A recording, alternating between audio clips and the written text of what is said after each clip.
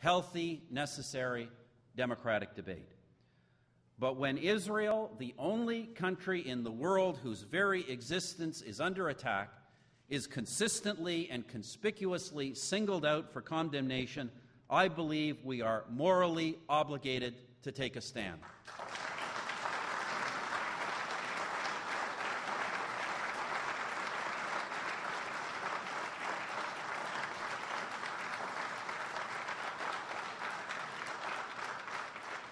Demonization, double standards, delegitimization.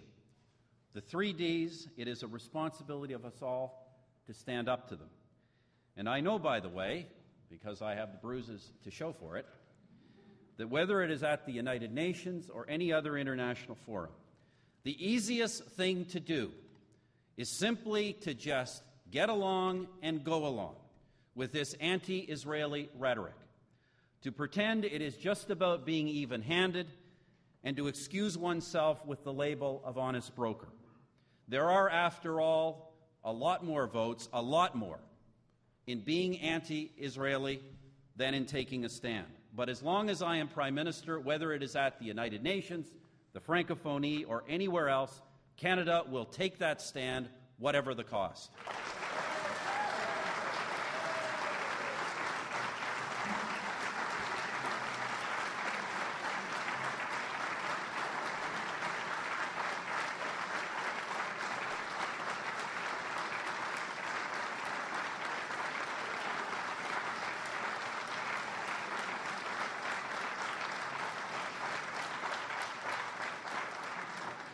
And friends, I say this not just because it is the right thing to do, but because history shows us, and the ideology of the anti-Israeli mob tells us all too well, if we listen to it, that those who threaten the existence of the Jewish people are a threat to all of us.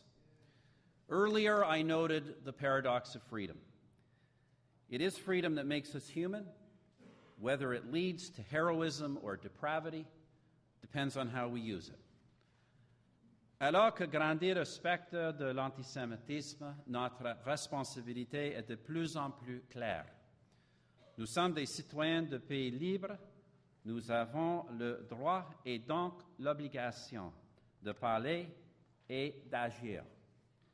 We are free citizens, but also the elected representatives of free peoples.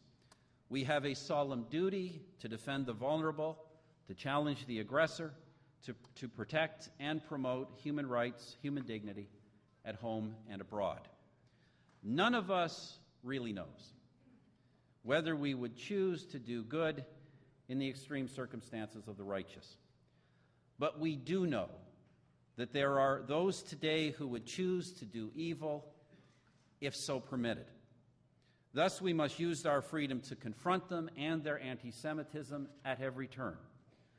Voilà, mesdames et messieurs, l'objet de notre intervention aujourd'hui, notre détermination commune à confronter cette terrible haine. Le travail que nous avons entrepris dans nos propres pays et en collaboration les uns avec les autres est un signe d'espoir. Our work together is a sign of hope, just as the existence and persistence of the Jewish homeland is a sign of hope. And it is here that history serves not to warn, but to inspire. As I said on the 60th anniversary of the founding of the State of Israel, Israel appeared as a light in a world emerging from a deep darkness. Against all odds, that light has not been extinguished. It burns bright, upheld by the universal principles of all civilized nations: freedom, democracy, and justice.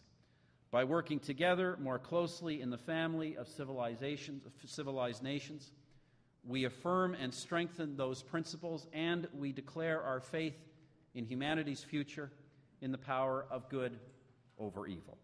I want to thank you all for all you are doing to spread that faith, and I want to thank you for your kind attention today. Merci beaucoup.